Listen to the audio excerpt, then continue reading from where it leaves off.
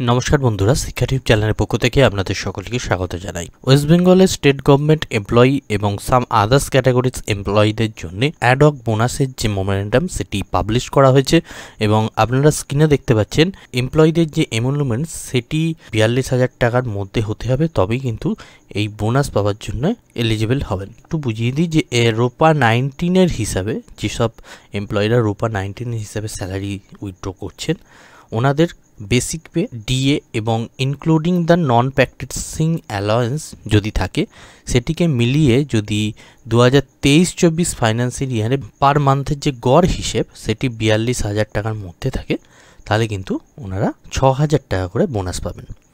এবং রোপা 9-এর ক্ষেত্রে যেটি হচ্ছে বেসিক এবং ডিএ এবং তার সঙ্গে ডিউটি অ্যালাওয়েন্স, স্টেনো অ্যালাওয়েন্স যদি থাকে সেগুলি মিলিয়ে ৪২,০০০ টাকার। এবার 3 নম্বর প্যারায় যেটা বলা হচ্ছে যে মুসলিম স্টেট গভর্নমেন্ট এমপ্লয়ি ওনারা ঈদুল ফিতরের মধ্যে এই বোনাস পেয়ে যাবেন এবং আদার্স এমপ্লয়িরা ওনাদের স্যালারি দুর্গা পুজোর সময় 23/9/2024 থেকে 30/9/2024 তারিখের মধ্যে সেটি হয়ে যাবে।